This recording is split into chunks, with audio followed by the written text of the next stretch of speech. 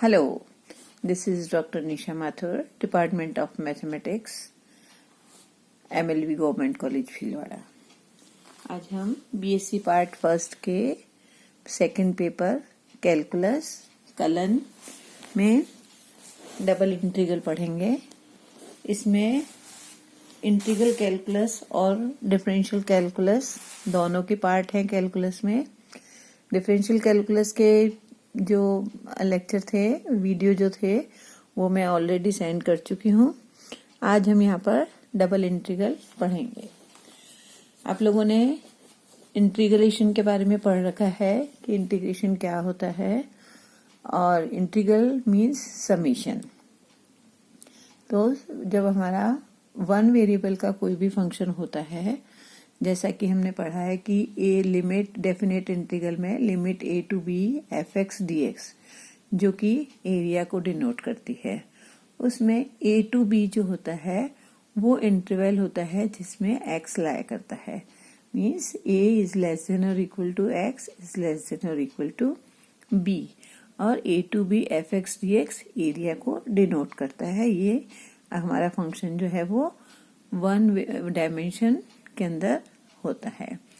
तो इसी तरह यहाँ पर टू डायमेंशनल स्पेस होता है और दो वेरिएबल का फंक्शन होता है। मान लो z is equal to function of x y कोई भी है, और उसमें x की लिमिट और y की लिमिट दे रखी होती है, जैसा कि हमने यहाँ पर देखा था। जो डेफिनेट इंटीग्रल थे, सिंगल इंटीग्रल, जो कि जिससे कि हमें एरिया मिलता था, उसमें भी लिमिट दी होती है और यहाँ पर भी हमें लिमिट दी होती है। तो हम पहले देखेंगे कि हमारा डबल इंटीग्रल होता क्या है।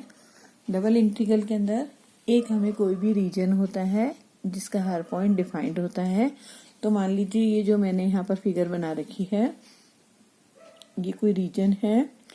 इसके ऊपर एक हमने इसको एन इंटरवल्स, इसके अंदर छोटी छोटी स्टेप्स खींची है। पहले हमने पैरेलल टू एक्स एक्सिस भी and parallel to y axis भी, तो इसको हमने एन छोटे छोटे भागों में डिवाइड कर दिया है, बांट दिया है। तो मान लीजिए इसका हर छोटा पार्ट जो है, मान लीजिए delta A1, delta A2, delta A3, delta A4, in general delta AR से इसको हम डिनोट कर रहे हैं। अब ये R जो है हमारा वो 1 से लेके n तक वेरी कर सकता है। मीन्स मान लीजिए अगर ये है डेल्टा A1, ये डेल्टा A2, ये delta A3, delta A4, delta A5, delta, इस तरह हमने इसको छोटे छोटे भागों के अंदर बांट दिया है। और ये हमने लाइंस ड्रॉ करी हैं। ये हमारा एक्स वाई प्लेन है। तो मान लीजिए कोई भी सरफेस है जो एक्स वाई प्लेन के ऊपर है, तो उस एक्स वाई प्लेन के ऊपर जो सरफेस है और ये जो नीचे रीजन है एक्स वाई प्लेन के बीच का जितना भी, जो कि हमारा वॉल्यूम को डिनोट करता है, तो वो हमारा डबल इंटीग्रल जो हम कैलकुलेट करते हैं उससे निकलता है। जैसे कि डेफिनेट इंटीग्रल हमें एरिया देता है, वैसे ही डबल इंटीग्रल हमें वॉल्यूम देता है। तो इसमें हम क्या करेंगे, कोई जो हमारा फंक्शन है एफ एक्स वाई है, अब इसके अंदर हमने मान लिया कोई भी यहाँ पर डेल्टा AR पे एक्स आर वाई आर कोई भी पॉइंट लिया है हमने, तो फंक्शन की वैल्यू वहां पर हो जाएगी function of x r y r, और ये डेल्टा AR, जैसा कि यहाँ पर मैंने लिख रखा है कि there is a bounded region A in XY coordinate system of function fxy defined at every point, dividing region A into n small equal portion।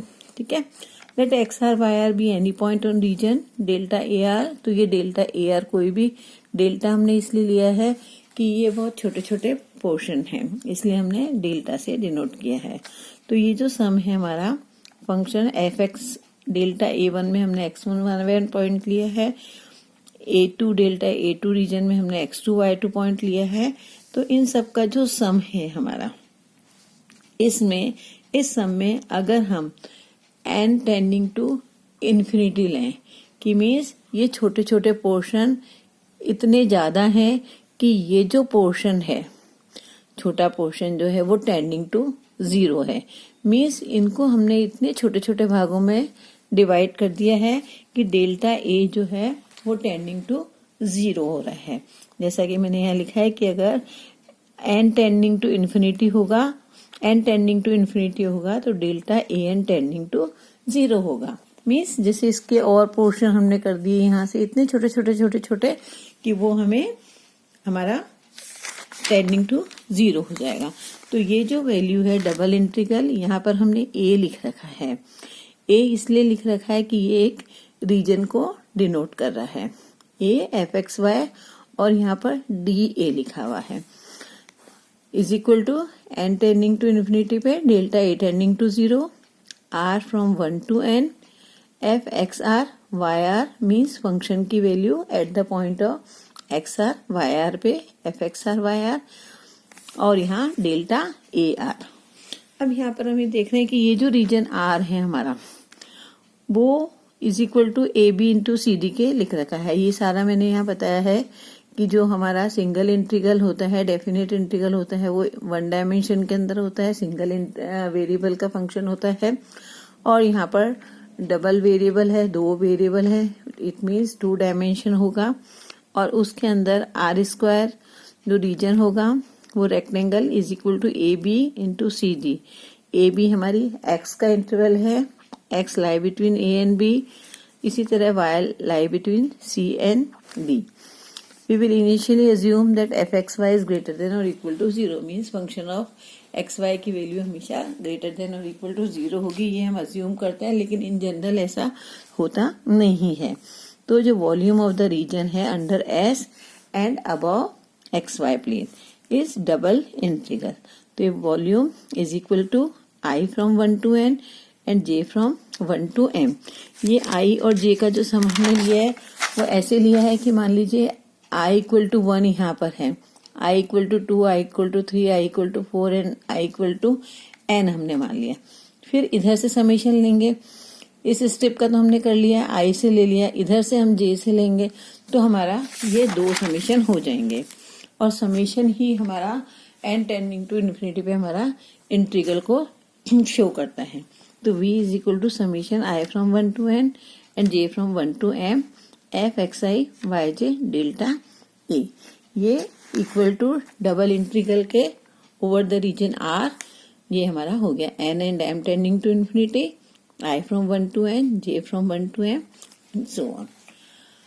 अब ये है कि हम इसको इवेलुएट कैसे करेंगे, डबल इंटीग्रल को हम कैसे इवेलुएट करेंगे। तो ये देख लिया हमने कि मान लीजिए कोई भी बाउंडेड पोर्शन है, f1x और f2x दो कर्व हैं हमारे, ये y is equal to f1x है, ये y is equal to f2x है, ये x is equal to a line है, ये x is equal to b कोई भी लाइन है, मीन्स ये हमारा बाउंडेड पोर्शन है। तो let there is a bounded area a between y is equal to f1x, y is equal to f2x, x equal to a and x equal to b. Then a double integral over the region a fxy dA is equal to a to b के है x की limit, और यहाँ ये function of x and function another function of x है। तो जब यहाँ पर ये फंक्शन ऑफ x है तो इम्प्लाइड है कि ये लिमिट्स जो है हमारी y की हैं। अब अगर ये वाली लिमिट हमारी y की है, इसका मतलब चाहे यहाँ पर dx dy लिखा हो या dy by dx लिखा हो, हमें पहले y के रेस्पेक्ट में इसको इंटीग्रेट करना है कीपिंग x कांस्टेंट। ठीक है, मीन्स x को हम कांस्टेंट मान के और y के रेस्पेक्ट में इसको इंटीग्रेट करेंगे। क्यों? क्योंकि जब हम lines parallel to y axis लेते हैं तो हम ये देखते हैं कि यहाँ x कांस्टेंट रहता है और ये y चेंज होता रहता है। तो यहाँ अगर फंक्शन ऑफ x है तो हम पहले y के रेस्पेक्ट में डिफरेंशिएट करेंगे, इंटीग्रेट करेंगे, और अगर यहाँ पर फंक्शन ऑफ y है तो चाहे यहाँ पर पहले dy लिखा हो लेकिन हम x के रेस्पेक्ट में डिफरेंशिएट करेंगे। क्यों? क्योंकि उस समय हम लाइंस इस वाली लाइन को ना लेके, ये यहाँ पर मैंने आगे और बना रखी है, ये वाली लाइन जो हमने ये ना लेके हम इस तरह x एक्सिस के स्टेप्स को पहले इवेलुएट करेंगे। तो इसमें क्या होगा, y कांस्टेंट आ जाएगा। तो जब लाइंस पैरेलल टू हम x एक्सिस लेके इंटीग्रेट करते हैं तो हम क्या करेंगे, पहले x को इंटीग्रेट करेंगे, और यहाँ जो हमारी लिमिट मेन है हमें ये चेक करना है कि ये लिमिट क्या है। अगर ये दोनों लिमिट x और y दोनों की लिमिट अगर कांस्टेंट है तो चाहे हम पहले x के रिस्पेक्ट में इंटीग्रेट करें चाहे y के रिस्पेक्ट में इंटीग्रेट करें, वो मैटर नहीं करेगी। ये भी एक एग्जाम्पल में मैं बताऊंगी आपको। लेकिन अगर यहाँ जो लिमिट है, इसकी बात नहीं कर रही हूँ मैं, इस लिमिट की बात कर रही हूँ। अगर ये लिमिट हमारी फंक्शन ऑफ x है तो हम y के रेस्पेक्ट में सबसे पहले इंटीग्रेट करेंगे, चाहे यहाँ पर dx dy लिखा हुआ हो। और अगर यहाँ पर y की लिमिट दे रखी है तो हम पहले, जैसे यह मान लो फंक्शन ऑफ y है, ये भी फंक्शन ऑफ y है, तो हम पहले x के रिस्पेक्ट में इंटीग्रेट करेंगे। क्यों? क्योंकि अगर यहाँ फंक्शन ऑफ y है, इसका मतलब वो x is equal to function of y है। तो अभी हम क्वेश्चन करते हैं इसका एक। ये मान लीजिए ये एक कोई भी सवाल है, लिमिट दे रखी 0 to 1 एंड 0 to 2। तो x इज इक्वल टू मान लेते हैं हम पहले, x इज इक्वल टू 0 और x इज इक्वल टू 1 और ये y is equal to 0 and y is equal to 2। तो यहाँ पर dy लिया है, तो पहले हमने इसको y के रिस्पेक्ट में इंटीग्रेट किया। तो इसका इंटीग्रेशन हो गया xy और इसका हो गया y²/2। लिमिट्स रखी, लिमिट्स सबको रखनी आती है आपको। जहां जहां y है वहां वहां हमने 2 रखा, x को हमने यहाँ कांस्टेंट मान रखा है। और उसके बाद फिर हमने इंटीग्रेट किया विद रिस्पेक्ट टू x, तो हमारा ये आया और आंसर हमारा इसका जो इवेल्युएशन है वो 3 आया। अब इसकी जगह मैं यहाँ dy की जगह यहाँ dx ले लेती हूँ और फिर इंटीग्रेट करती हूँ। क्यों? क्योंकि यहाँ पर जो लिमिट है वो हमारी कांस्टेंट है, तो ये हमारी अपनी इच्छा पर है कि हम पहले x के रिस्पेक्ट में करें या पहले y के रिस्पेक्ट में करें। आंसर हमारा सेम ही आना है। तो यहाँ हमने dx लिया, यहाँ हमने dy लिया था। तो जब हम यहाँ dx ले रहे हैं, इसका मतलब हम पहले x के रिस्पेक्ट में इसको इंटीग्रेट कर रहे हैं। तो हमने x के रिस्पेक्ट में इंटीग्रेट किया, जहां जहां x था वहां वहां हमने 2 रखा, फिर हमने 0 रखा, तो खाली 2 रखने पर हमारा ये हो गया। फिर हमने y के रिस्पेक्ट में इसको इंटीग्रेट किया, तो यहाँ हमने देखा कि ये इसका 2 + 1 = 3 और यहाँ भी हमने देखा 1 + 2 = 3 आया। मीन्स चाहे हम x के रिस्पेक्ट में करें चाहे हम y के रिस्पेक्ट में करें, हमारा आंसर सेम आएगा अगर हमारी लिमिट कांस्टेंट्स है तो। ठीक है, एक एग्जांपल और लेते हैं। यहाँ पर मान लीजिए हमारा लिमिट दे रखी है 0 to a और 0 to √a² - x² और fx y की जगह xy है फंक्शन dx dy। अब हम यहाँ देखते हैं कि यहाँ जो दे रखा है ये फंक्शन ऑफ x है। ठीक है, तो अगर फंक्शन ऑफ x है मीन्स ये लिमिट जो है वो y की है।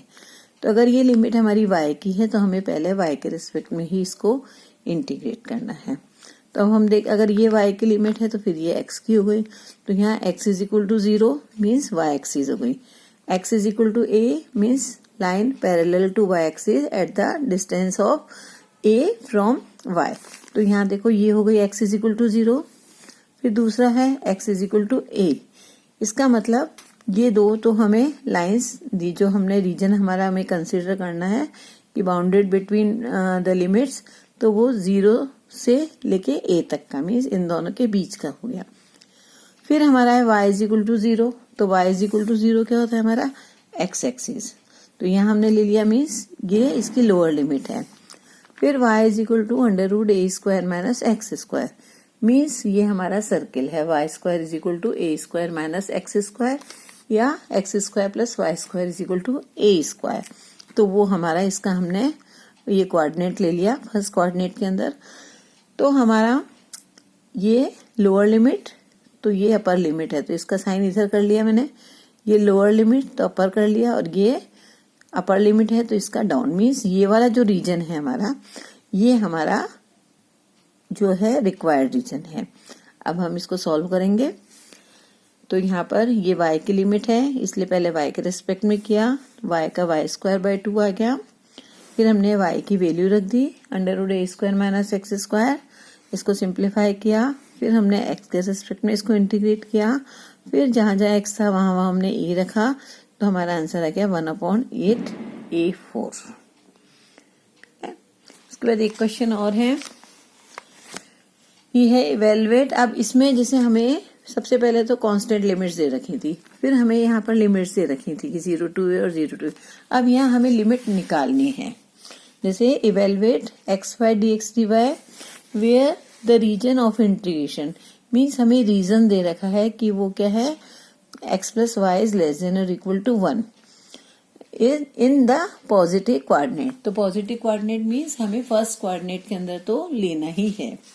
और x plus y is equal to 1 एक स्ट्रेट लाइन होती है जो कि y एक्सिस को यहाँ टच कर रही है और x एक्सिस को यहाँ टच कर रही है। तो इन दोनों को मिलाने पर हमें रिक्वायर्ड एरिया मिल गया कि पॉजिटिव कोऑर्डिनेट है, मीन्स ये वाला पोर्शन है फर्स्ट कोऑर्डिनेट का और ये इसका रीजन है। तो ये वाला हमारा पूरा ट्राइंगल जो है रिक्वायर्ड रीजन हो गया हमारा।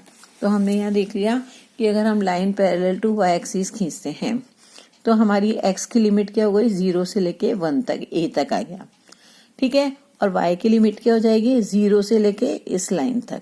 तो ये लाइन क्या है हमारी, इसका y कोऑर्डिनेट है 1 माइनस एक्स। तो 0 to 1 और 0 to 1 माइनस एक्स, क्यों, क्योंकि y यहाँ पर 0 है और यहाँ y 1 माइनस एक्स है। अब ये y की लिमिट है तो हमें पहले y के रिस्पेक्ट में इंटीग्रेट करना है इसको।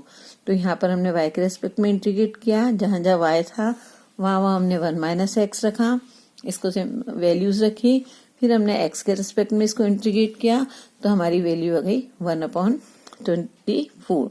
इसी तरह हम इसको x के रिस्पेक्ट में भी पहले कर सकते थे, तब लाइन हमारी पैरेलल टू x एक्सिस हो जाएगी, तो ये हमारी वैल्यू y और 1 माइनस y हो जाएगी। Thank you.